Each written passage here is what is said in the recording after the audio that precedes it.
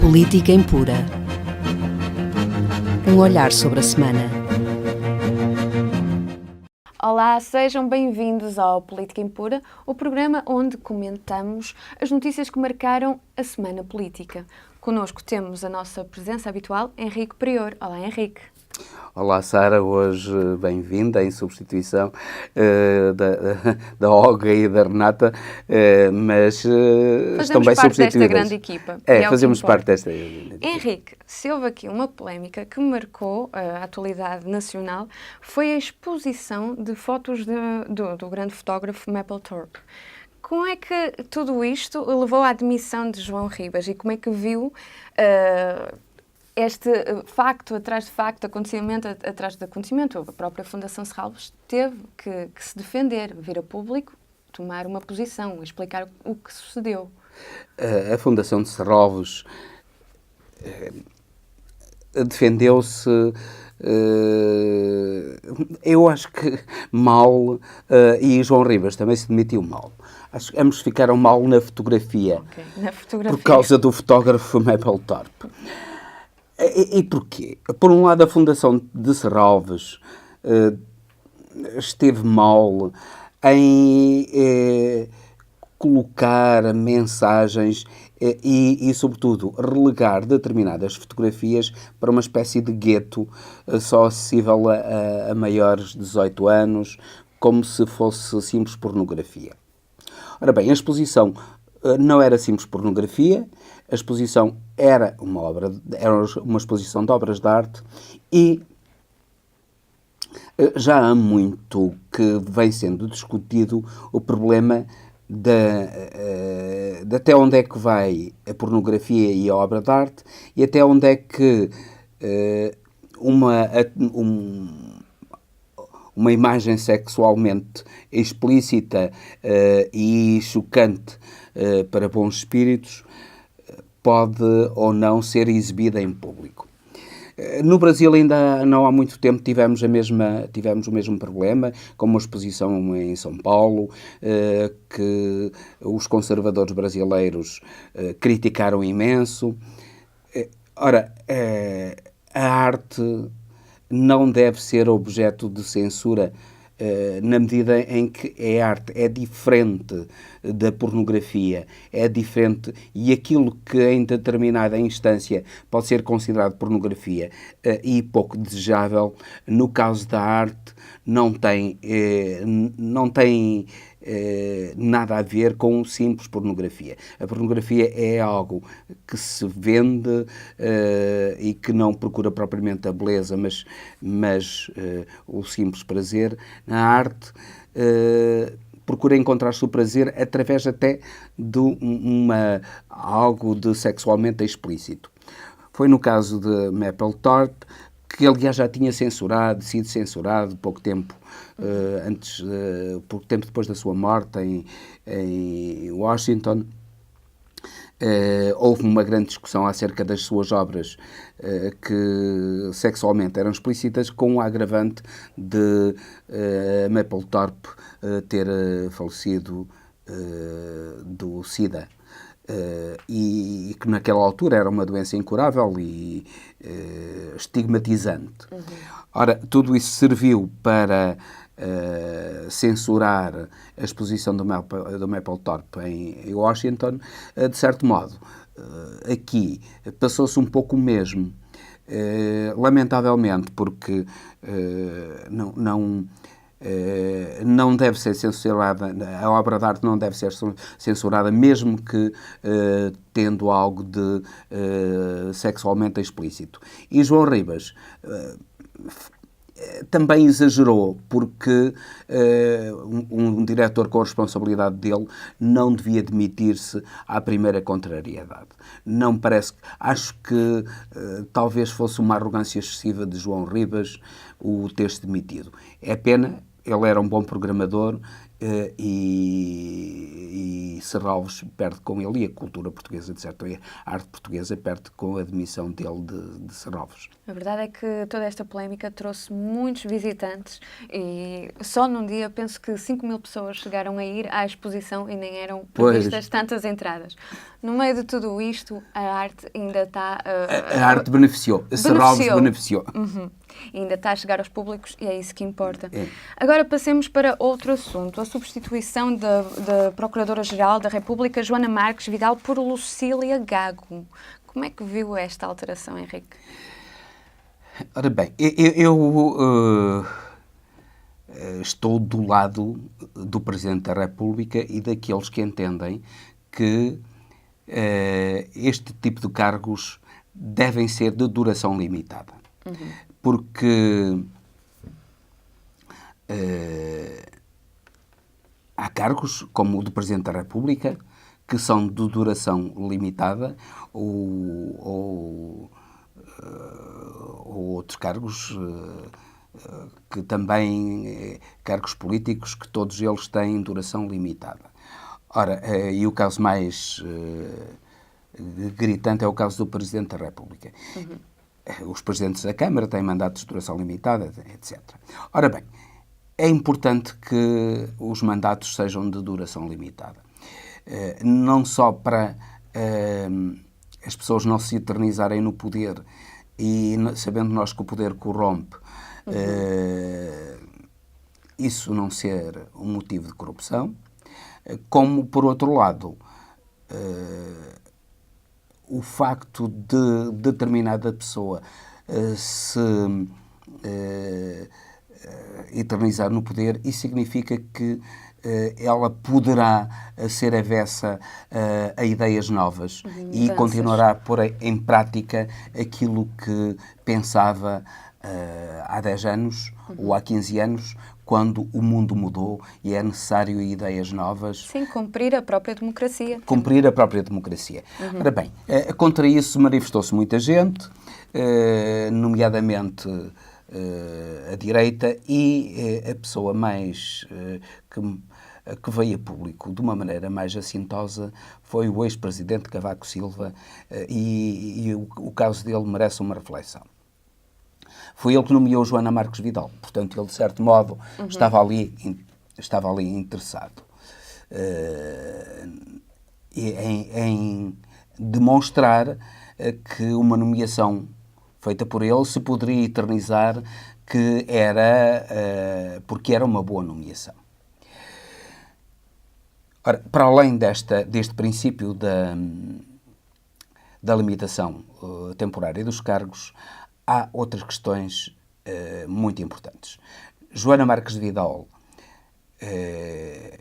não foi aquela procuradora isenta que muitos dizem. E não foi muito a favor de Cavaco Silva. Foi muito a favor? Foi muito a favor de Cavaco Silva. E dos seus... da sua entourage, como se costuma dizer, dos que o rodeavam. O que é que a Joana Marques Vidal fez acerca de gente como Dias Loureiro, como outros governantes, ex-ministros, Neves, Sanches, tudo ex-ministros do PSD, profundamente ligados a Cavaco. Esses senhores não foram julgados quando eles estiveram na base da fraude do BPN. E, aliás, Cavaco foi, digamos assim, o autor moral do BPN. Ora, eu nem sequer vou pelo facto de ele ter lucrado ou não ter lucrado. Acho que esse caso até é relativamente secundário no meio disto tudo. O que não é secundário é aquela gente que causou imenso prejuízo ao país, que colocou o país numa crise enorme. Essa gente foi poupada por Joana Marques Vidal, porque deixou arrastar processos até à prescrição. E sobre isso Cavaco não se pronuncia. Agora, no caso do BES, curiosamente, Cavaco também não se pronuncia. O caso do BES, relativamente ao qual Cavaco tem uma responsabilidade especial, na medida em que 15 dias antes de ser declarada a insolvência do BES, ele tinha afirmado publicamente que o BES era um banco seguro, de modo que muita gente ainda continua a comprar títulos do BES. De certo modo, ele tem responsabilidades e ele era algo que não podia dizer que não era bem informado, porque ele estava frequentemente em reuniões, quer com o governador do Banco de Portugal, quer com o próprio Ricardo Salgado.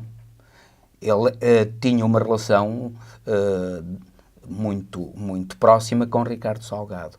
Ora bem, nós chegamos ao final de 2018 e há testemunhas e arguidos no processo do BES que ainda nem sequer foram ouvidos. Será que as coisas vão mudar com o Cília Gago? Estará a Joana Marques Vidal à espera que prescreva tudo? Ora bem, estes são os dois casos mais graves da democracia portuguesa. É muito grave o caso de Sócrates, relativamente ao qual, e ainda bem, Joana Marques Vidal andou com celeridade. Mas, curiosamente, a própria Joana Marques Vidal nunca, no tempo dela, conseguiu descobrir quem foi o autor de uma fuga de informação, de uma violação do segredo de justiça. E não houve nenhum mandato de Procurador-Geral da República em que houvesse tantas violações do segredo de justiça como no de Joana Marques Vidal. E ninguém foi punido. Porquê? Isso ilustra que Joana Marques Vidal não era nem tão competente como isso, nem tão isenta pelos vistos como isso. Mas quer-se fazer dela agora uma espécie de figura acima da realidade da nação, quando não era. Ela era uma figura dentro da realidade da nação e que agradou à direita, agradou nomeadamente a Cavaco Silva, porque, no fundo, a atuação dela acabou por beneficiar os amigos de Cavaco. São questões que dão realmente muito para pensar, mas também temos aqui outra questão que rebentou nesta semana, que para além do combate à corrupção em Angola, há aqui a prisão do filho do ex-presidente, de José Eduardo dos Santos, José Filomeno dos Santos. Como é que as coisas dão estas voltas de repente? É uma surpresa enormíssima que está acima de todas as expectativas. Nós percebemos que o novo presidente de Angola está a mudar muito em Angola. E que a corrupção não está a ter a impunidade que teve no anterior mandato. Mas pensávamos que seria difícil ser preso um indivíduo como o José Filomeno, filho do anterior presidente José Eduardo dos Santos. Parecia um intocável, estava acima da justiça e, portanto, tocar no José Filomeno é, de certo modo, tocar no José Eduardo dos Santos. Totalmente. E a justiça angolana está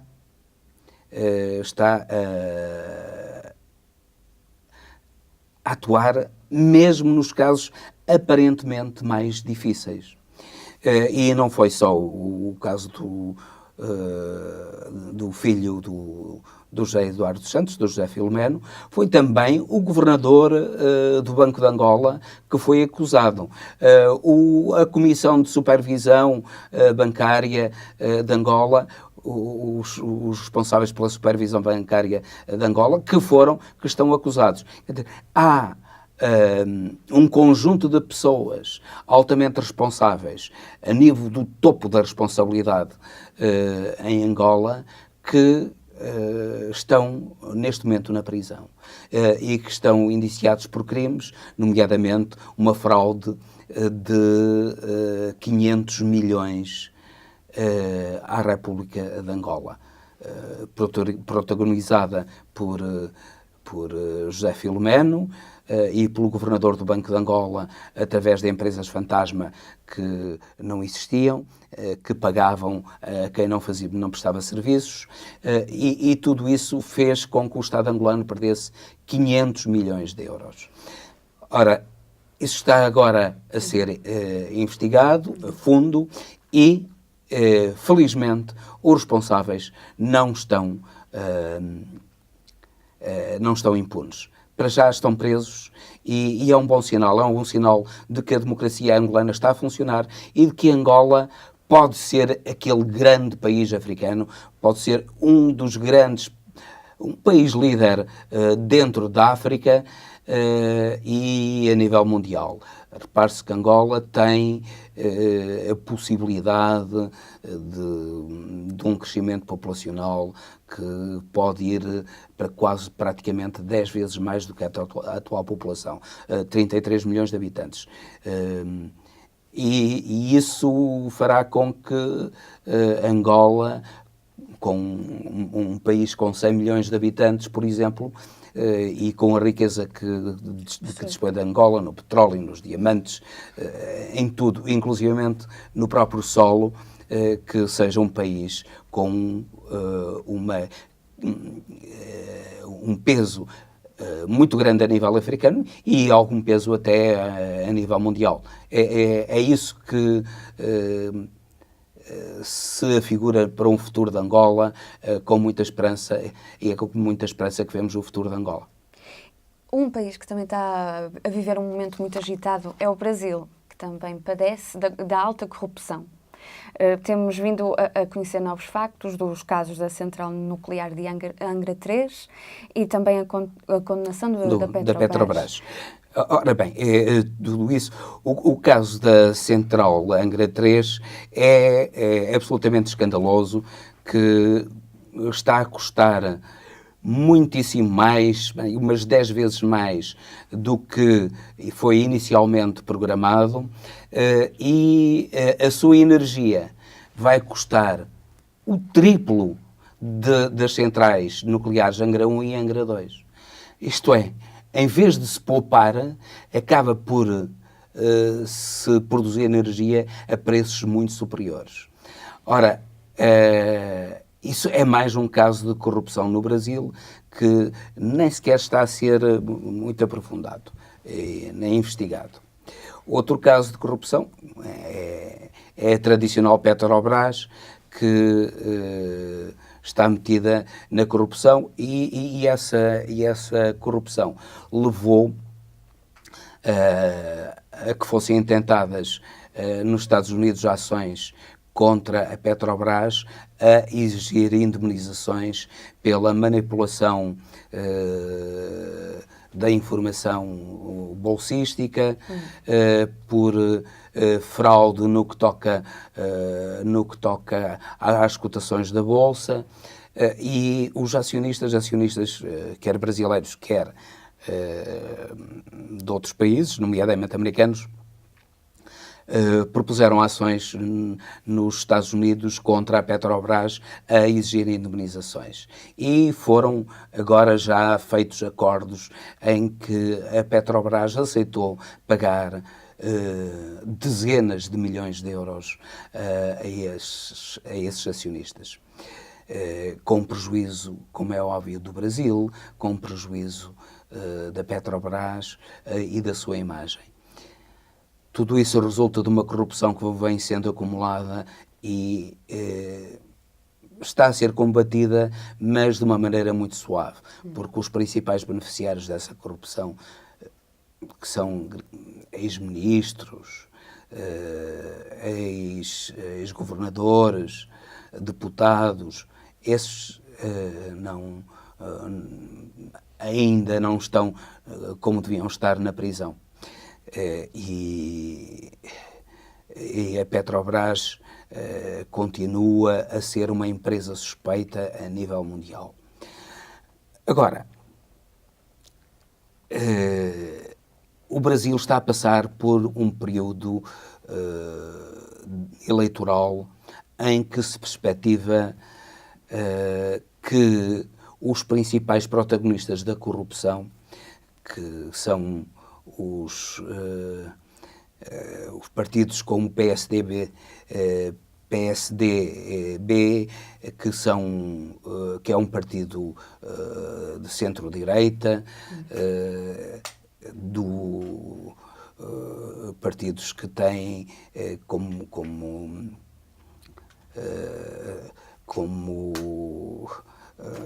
expoentes, por exemplo, um indivíduo como Aécio Neves, que foi candidato à presidência da República, disputou a presidência da República com Dilma Rousseff, perdeu e está indiciado por graves casos de corrupção.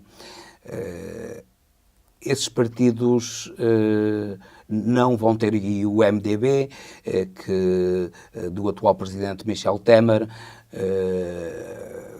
todo ele atravessado pela corrupção. Ora bem, esses partidos não vão ter resultados. Os candidatos desses partidos, nomeadamente Gerardo Alckmin e Meirelles, o atual Ministro das Finanças, que é candidato à presidência da República, não vão passar à segunda volta. Isso está, as sondagens dizem-no claramente, têm intenções de voto da ordem dos 6 ou 4%. Quem irá passar à segunda volta será, manifestamente, o candidato do PT, do Partido Trabalhista Brasileiro, candidato indicado por Lula, indicado e apoiado por Lula da Silva, e Jair Bolsonaro, um candidato da extrema-direita que tudo indica que irá passar à segunda volta, ultrapassando os dois, o candidato colocado em terceiro lugar, Ciro Gomes, também um candidato de centro de esquerda. Ora, com a Haddad, eu penso que o PT deve ter aprendido a lição e não se deve deixar envolver na teia da corrupção em que foi levado a envolver-se em grande parte para manter o poder, para poder legislar, porque pressionado por deputados corruptos ligados às congregações religiosas. Esperamos que tudo indica que Haddad irá vencer, porque Bolsonaro já está próximo de Haddad, tem vindo a marcar passo a sua candidatura e, pelo contrário, inclusive tem o seu candidato a vice-presidente, o general Mourão, tem tido atuações extremamente polémicas, e nomeadamente, por exemplo, criticando o 13º mês para os brasileiros, no que teve de ser corrigido pelo próprio Bolsonaro. Ora bem, quando existe uma divergência entre o candidato à presidência e o seu vice-presidente, uma divergência tão notória, algo vai mal nessa candidatura. Por outro lado, toda a direita conservadora, que não seja de extrema-direita, apoiará, eventualmente, numa segunda volta, Haddad, porque parece que dificilmente o PMDB e o PSDB terão, isto é, aqueles que apoiam a candidatura de Meirelles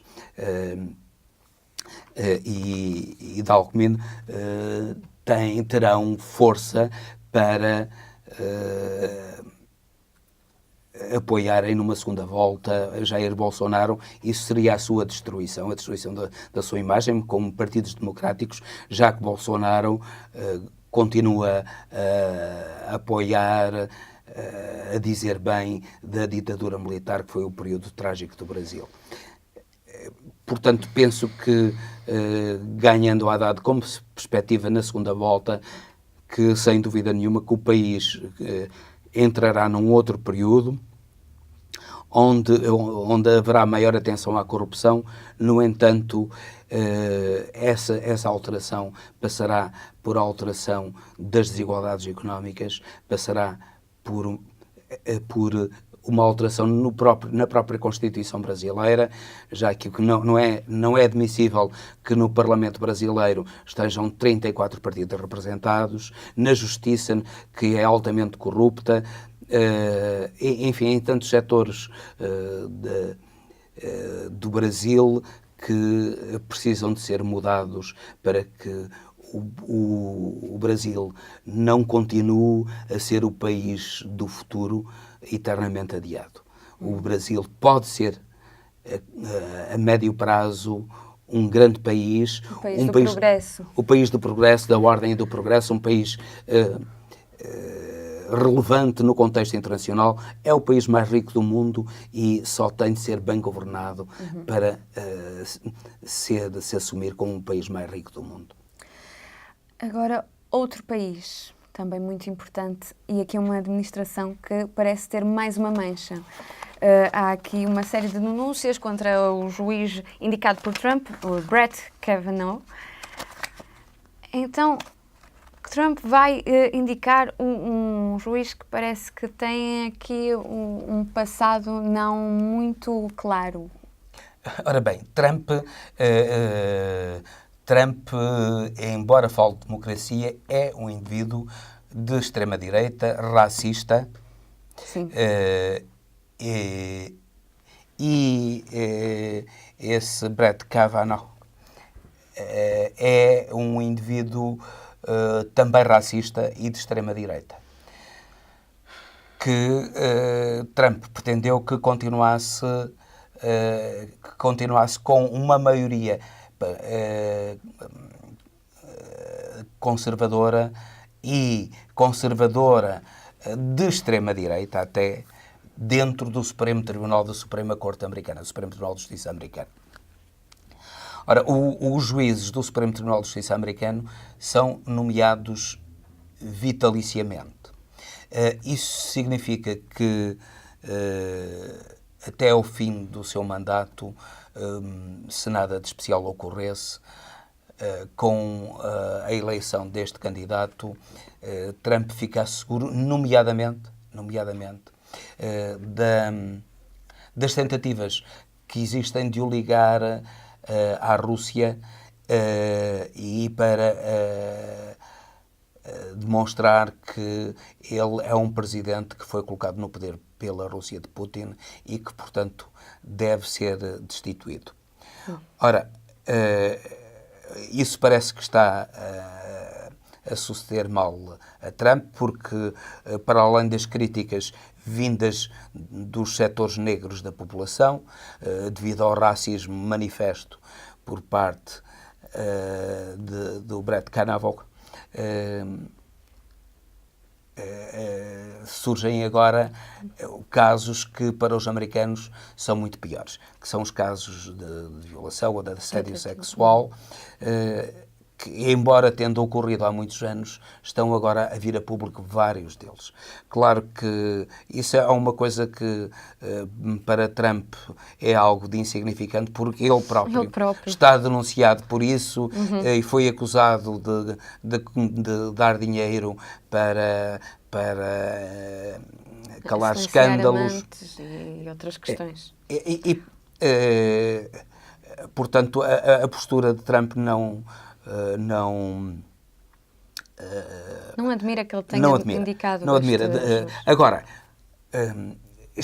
só se espera, e isso é muito importante, estes interrogatórios estão a atrasar a eleição do escolhido por Trump e, eventualmente, conseguirão atrasar essa eleição até às eleições de novembro.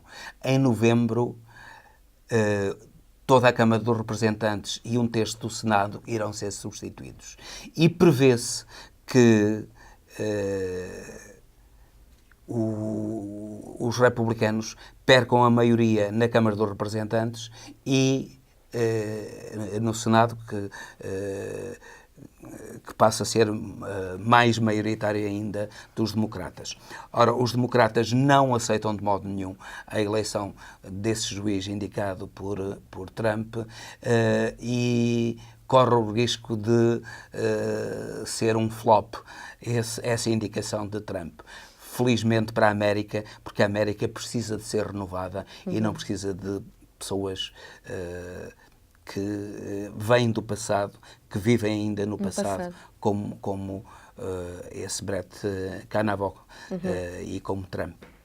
E Trump, que esta semana passou por um momento não muito bonito, porque na ONU toda a gente Foi se objeto riu. de riso. Pois. Mas curiosamente ele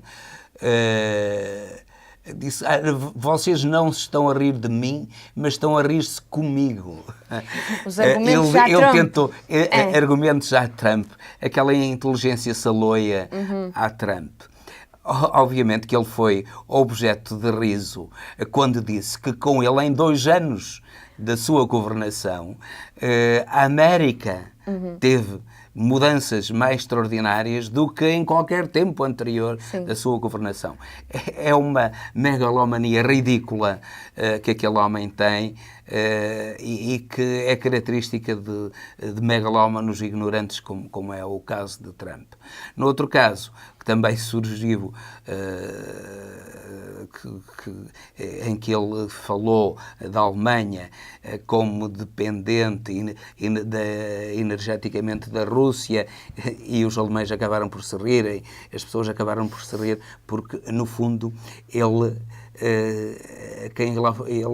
estava a referir-se a ele próprio, porque lá foi colocado por Putin, e a Alemanha não é assim tão dependente da Rússia, pelos vistos, tem batido o pé aos russos, nomeadamente relativamente à Ucrânia e à Crimeia, e Trump não tem feito nada disso. E a Alemanha está a fazer um esforço de modernização energética que nem de longe nem de perto os Estados Unidos estão a fazer.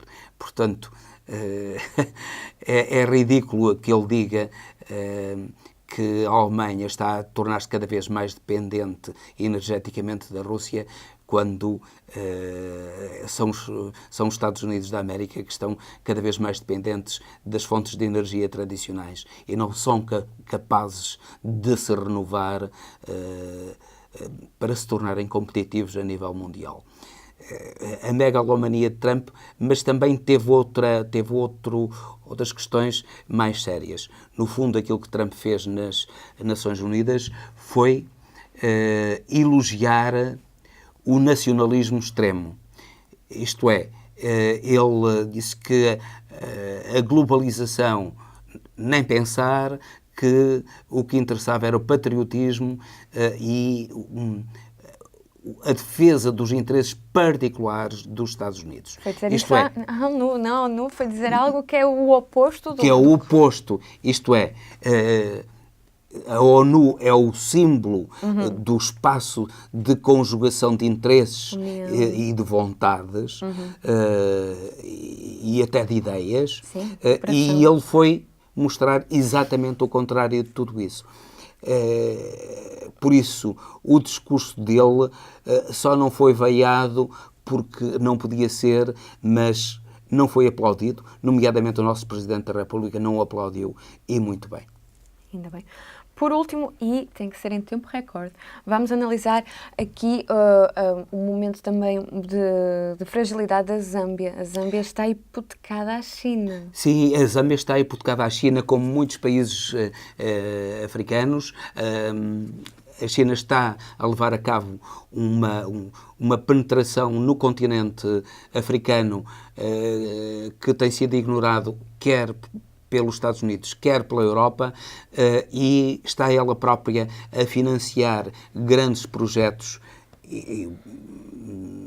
de desenvolvimento, ou pelo menos de aparente desenvolvimento nos países africanos, emprestando dinheiro aos países africanos, e como eles não podem pagar, até porque esses projetos, uns são megalómanos, outros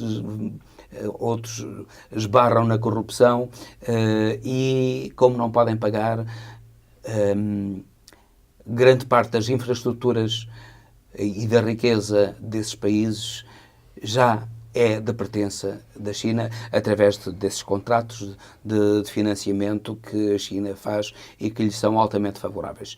Isso é um aviso muito importante para a Europa, que deve prestar mais atenção à África, para que a África não se torne dependente da China e não se torne uma nova colónia da China, porque acaba por ser também uma propriedade, de certo modo, da própria China. É bom que a Europa, agora que os Estados Unidos entraram num período de isolacionismo, que a Europa recolha em si mesma as suas próprias forças e procura alianças estratégicas, nomeadamente em África, para enfrentar o seu futuro, porque a verdade é que com Putin à porta e com uma hostilidade não disfarçada de Trump, a Europa precisa de se concentrar nela própria, de ver que até em termos militares se deve bastar a ela própria e que em termos económicos deve desenvolver-se paralelamente, até porque o problema da imigração dos países africanos, que neste momento está a causar graves perturbações dentro da própria Europa, e para evitar esse surto de imigração, o investimento europeu na África é urgente, e é urgente uma nova política da União Europeia para a África. Muito obrigada, Henrique. Foi esta a análise feita à atualidade económica e política. Esperamos-vos no próximo Política Impura. Muito obrigada por ter estado desse lado. Obrigado, Sara. Política Impura. Um olhar sobre a semana.